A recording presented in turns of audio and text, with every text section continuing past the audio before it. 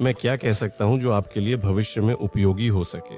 और मैंने सोचा शायद मेरी कहानी इस बारे में है कि मैं यहाँ इस वर्तमान बिंदु पर कैसे पहुंचा, मेरे सफर की कुछ घटनाएं। उम्मीद है इस कहानी से आप कुछ सीख पाएंगे, क्योंकि कभी कभी मैं भी खुद से पूछता हूँ कि ये सब कैसे हुआ। दरअसल जब मैं बहुत छोटा था तब मुझे खुद नहीं पता था कि मैं भविष्य में क्या करने वाला हूँ, लेकिन मेरे चारों ओर के लोग मुझसे इस बारे में पूछना नहीं छोड़ते थे, तुम क्या बनना चाहते हो? और अंत में मुझे सोचना पड़ा और जवाब देना पड़ा। मैंने कहा कि मैं एक आविष्कारक बनना चाहता हूँ, क्योंकि कुछ नया बनाना सच में बहुत शानदार है। और जिस वजह से मैंने ऐसा सोचा वह यह है कि मैंने आर्थर क्लार्क की एक अद्भुत उद्धरण पढ़ी। इसमें कहा गया था कि उन्नत तकनीकें अपनी प्रभावशीलता में जादू से अलग नहीं होती। हाँ, ये सच में ऐसा है।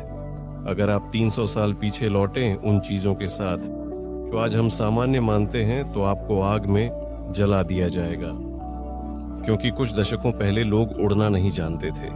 ये पागलपन है। दूर दूर तक देखने की क्षमता, दुनिया के विभिन्न हिस्सों से लोगों के साथ संवाद करने की क्षमता, इंटरनेट का उपयोग एक प्रकार की सामूहिक बुद्धि के रूप में, और किसी भी वैश्विक जानकारी तक तात्कालिक पहुंच, ये सब वास्तव में कभी जादू माना जाता था।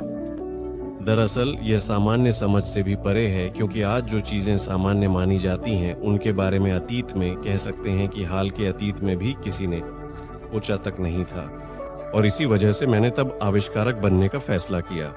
मुझे ये विचार आया कि अगर मैं कुछ ऐसा बना सकूं, एक तकनीक जिसे मैं आगे बढ़ा सकूं, तो ये जादू की तरह होगा और ये सच में बहुत शानदार होगा। इससे मुझे हमेशा एक छोटा सा अस्तित्वगत संकट महसूस होता था, क्योंकि मैं समझने की कोशिश कर रहा था कि इसका मतलब क्या है। यहाँ तक कि मैंने सोचा कि पूरे अस्तित्व का उद्देश्य क्या है।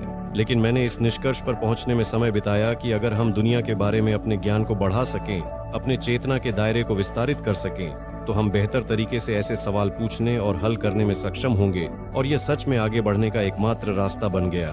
तो मैंने भौतिकी और व्यवसाय का अध्ययन किया, क्योंकि मैंने समझा कि अपने लक्ष्यों को हासिल करने के लिए यह जानना जरूरी है कि ब्रह्मांड कैसे काम करता है और अर्थव्यवस्था कैसे चलती है। यह भी महत्वपूर्ण है कि आप बहुत से लोगों को एक साथ लाने, एक सामान्य रुचि बनाने और कुछ नया साकार करने पर काम कर सकें, क्योंकि महत्वपूर्ण तकनीकों के मामले में अकेले कुछ करना बहुत मुश्किल होता है। शुरुआत में मैं कैलिफोर्निया आया था ताकि यह पता लगा सकूं कि इलेक्ट्रिक कारों की ऊर्जा खपत को कैसे बढ़ाया जा सकता है। यह भी पता लगाना कि क्या आधुनिक कंडेंसर हैं जो बैटरियों का विकल्प बन सकते हैं। ये 1943 का साल था। तब तक इंटरनेट आ चुका था। यह मुझे सोचने पर मजबूर कर दिया। मैं नई तकनीक पर काम कर सकता हूं, लेकिन सफलता संभवतः परिणाम नहीं बन सकती। या मैं इंटरनेट के साथ किसी प्रोजेक्ट में भाग ले सकता हूं और उसका हिस्सा बन सकता हूं। तो मैंने पढ़ाई छोड़ने और इंटरनेट के साथ कुछ प्रोजेक्ट करने का फैसला किया। इनमें से एक था पेपाल, और मुझे लगता है कि इस प्रोजेक्ट की शुरुआत के बारे में कुछ बातें बताना बहुत फायदेमंद होगा, क्योंकि पेपाल बनाने का मूल विचार कई वित्तीय सेवाओं को एक साथ लाना था। यह एक ऐसा स्थान था जहां आपकी सभी वित्तीय सेवाओं की जरूरतें एकीकृत थीं, जो बिना किसी रुकावट के काम करना चाहिए। तब हमने एक छोटी सी फंक्शन भी विकसित की, जो ईमेल के माध्यम से भुगतान करने की प्रक्रिया को लागू करने में थी। और हर बार जब हम अपनी पहली प्रणाली का प्रदर्शन करते थे, तो केवल इसका सबसे जटिल हिस्सा दिखाई देता था, सभी वित्तीय सेवाओं का एकीकरण, जिसे वास्तव में लागू करना काफी मुश्किल था। और फिर हमने लोगों को ईमेल के माध्यम से भुगतान दिखाना शुरू किया, जो एक बहुत ही सरल और सभी के लिए दिलचस्प प्रणाली थी। तो मैंने समझा कि अपने आसपास से फीडबैक लेना और उसका विश्लेषण करना बहुत महत्वपूर्ण है। हमने समझा कि लोगों को एक सरल और समर्पित प्रणाली की जरूरत है, इसलिए हम ईमेल के माध्यम से भुगतान पर ध्यान केंद्रित कर रहे थे। हम सच में कोशिश कर रहे थे कि यह प्रभावी ढंग से काम करे, और इसके जवाब में यह सब कुछ ऐसा बन गया जो हमें सफलता हासिल करने में मदद करता है। लेकिन अगर हम उन चीजों पर प्रतिक्रिया नहीं देते जो लोग हमें बता रहे थे, तो शायद हम सफलता नहीं हासिल कर पाते और अपनी पहली जटिल विचार के साथ बस नीचे ही रह जाते। इसलिए ऐसी चीजों पर ध्यान देना बहुत महत्वपूर्ण है। जब आप उन्हें देखें तो उन पर ध्यान केंद्रित करना और अपनी पिछली धारणाओं को समायोजित करना भी जरूरी है। पेपाल पर काम खत्म करने के बाद मैंने सोचा कि और कौन सी समस्याएं मानवता के भविष्य पर सबसे ज्यादा प्रभाव डालेंगी, और वास्तव में ये विचार सबसे ज्यादा पैसे कमाने के नजरिए से नहीं आए, जो कि एक सामान्य लक्ष्य भी है। और मैं वास्तव में वही करना चाहता था जो मानवता के भविष्य पर अच्छा और वैश्विक प्रभाव डाल सके। इस तरह मैं एक ऐसी पृथ्वी की समस्या पर पहुंचा जिसका हम लगातार सामना कर रहे हैं। यह ऊर्जा का स्थायी उत्पादन और उपभोग करने का एक स्थायी तरीका है। अगर इस मुद्दे को अगले सदी के भीतर हल नहीं किया गया तो हम गंभीर और बड़े पैमाने पर समस्याओं का सामना करेंगे। और दूसरी समस्या मैंने देखी वह थी पृथ्वी के बाहर जीवन का प्रसार, यानी हमारी जिंदगी को बहुग्रह बनाने का। इस तरह 2 प्रोजेक्ट्स का जन्म हुआ। पहली समस्या के लिए टेस्ला और सोलर सिटी, और अंतिम समस्या के लिए स्पेसएक्स। और जब मैंने स्पेसएक्स प्रोजेक्ट की स्थापना की तो शुरू में मुझे यकीन नहीं था कि वास्तव में एक रॉकेट कंपनी बनाना संभव है। तब मैं इतना पागल नहीं था और मैंने सोचा कि कैसे नासा का बजट बढ़ाया जाए। यह मेरी प्रारंभिक लक्ष्य बन गया।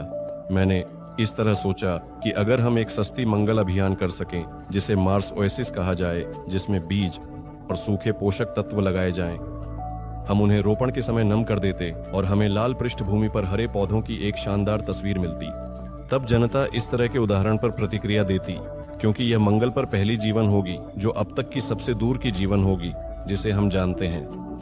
इसलिए मैं जनता में उत्साह पैदा करना चाहता था जो फिर लोगों को नासा के बजट में निवेश करने के लिए प्रेरित करेगा। लेकिन यह स्पष्ट हो गया कि ऐसी मिशन से वित्तीय परिणाम शायद लगभग शून्य होगा। इसलिए मैंने रूस का 3 बार दौरा किया ताकि मरम्मत की गई अंतर महाद्वीपीय बैलिस्टिक मिसाइल खरीदने की संभावना पर विचार कर सकूं। यह सबसे अच्छा सौदा था और मैं आपको बता सकता हूं कि यह बहुत अजीब अनुभव थे। 2000 में, 2001 के अंत में और 2002 में रूस में जाना, रूसी रॉकेट बलों के पास जाना और कहना, मैं आपकी 2 सबसे बड़ी मिसाइलें खरीदना चाहता हूं लेकिन परमाणु बम अपने पास रख सकते हैं। वे सोचते थे कि मैं पागल हूं, लेकिन मेरे पास पैसे थे तो सब ठीक था।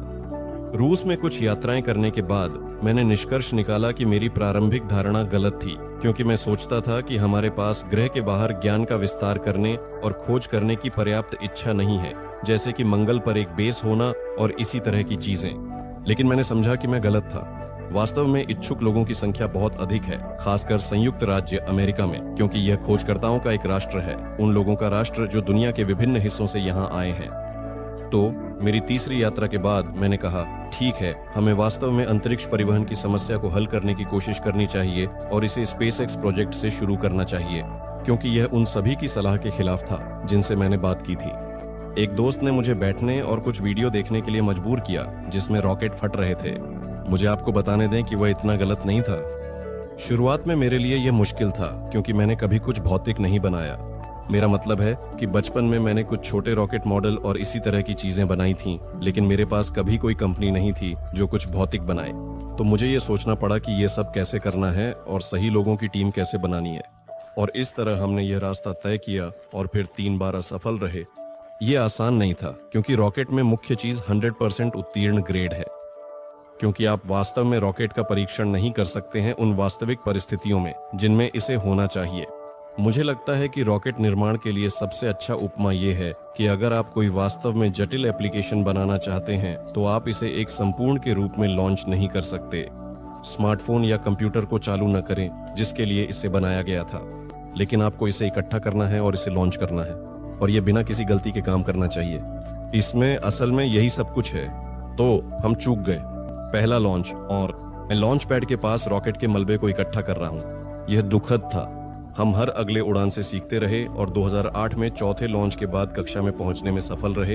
ये आखिरी पैसे पर किया गया था जो हमारे पास बचे थे, तो भगवान का शुक्र है कि यह हुआ। तो हमने रॉकेट फैल्कन 1 को कक्षा में पहुंचाया और फिर इसे रॉकेट फैल्कन 9 में सुधारना शुरू किया। चार्ज की थ्रस्ट, जो लगभग 1 क्रम से अधिक है, यह लगभग 1 मिलियन पाउंड की थ्रस्ट है, और हम रॉकेट को कक्षा में पहुंचाने में सफल रहे। और फिर हमने अंतरिक्ष यान ड्रैगन का विकास किया, जो हाल ही में अंतर्राष्ट्रीय अंतरिक्ष स्टेशन से सुरक्षित रूप से पृथ्वी पर लौटने में सफल रहा। यह एक बहुत ही तनावपूर्ण घटना थी और एक बड़ा राहत थी। मैं अभी भी पूरी तरह से विश्वास नहीं कर सकता कि यह वास्तव में हुआ, लेकिन इसके अलावा बहुत कुछ होना चाहिए ताकि मानवता एक अंतरिक्ष सभ्यता बन सके और अंततः एक बहुग्रह प्रजाति बन सके। और यही मैं महत्वपूर्ण मानता हूँ, और मैं आशा करता हूँ कि में से कुछ इसमें भाग लेंगे, या तो स्पेसएक्स में या शायद अन्य कंपनियों में, क्योंकि यह वास्तव में मानवता की चेतना को बनाए रखने और बढ़ाने के लिए सबसे महत्वपूर्ण चीजों में से एक है। मेरा मतलब है, यह ध्यान देने योग्य है कि पृथ्वी पहले से ही 4 अरब सालों से अस्तित्व में है, जबकि सभ्यता कम से कम लिखित भाषा के संदर्भ में लगभग 10,000 सालों से है, और यह पहले से ही उदारता है। तो जिस रूप में हम चेतना को जानते हैं वह पृथ्वी पर वास्तव में काफी अस्थिर है और इसे बढ़ाने की आवश्यकता है। मुझे लगता है कि मैं अपनी ग्रह के भविष्य को लेकर काफी आशावादी हूँ। मैं नहीं चाहता कि लोगों को यह गलत धारणा हो कि मेरे अनुसार हम सभी जल्द ही मरने वाले हैं। मुझे लगता है कि शायद पृथ्वी पर अभी लंबे समय तक सब कुछ ठीक रहेगा, लेकिन यह निश्चित नहीं है, बल्कि अधिक संभावना है। यहाँ तक कि अगर इसकी संभावना 99% है तो वह 1% है, जिस पर हमें काफी प्रयास करने की आवश्यकता है ताकि जैवमंडल का बैकअप सुनिश्चित किया जा सके, जिसे ग्रहों की अधिकता भी कहा जा सकता है। इसलिए मुझे लगता है कि यह वास्तव में बहुत महत्वपूर्ण है और इसके लिए एक ब्रेक थ्रू करना आवश्यक है, यानी मंगल पर उड़ान के लिए एक तेज और पूरी तरह से पूर्ण प्रयोज्य परिवहन प्रणाली बनाना, जो उन चीजों में से एक है जो असंभव के कगार पर हैं। इसीलिए हम स्पेसएक्स के माध्यम से यही हासिल करने जा रहे हैं। जहां तक टेस्ला प्रोजेक्ट का सवाल है, टेस्ला का उद्देश्य यह दिखाना था कि इलेक्ट्रिक कारें क्या कर सकती हैं, क्योंकि लोगों के मन में एक गलत धारणा बन गई थी। हमें लोगों के इलेक्ट्रिक कार के बारे में विचार को बदलना पड़ा, क्योंकि वे इसे एक धीमी, बदसूरत और कम रेंज वाली चीज के रूप में सोचने के आदी थे, जैसे कि एक गोल्फ कार। इसलिए हमने टेस्ला रोडस्टर बनाया ताकि यह दिखा सकें कि यह एक तेज, आकर्षक और लंबी दूरी की कार हो सकती है।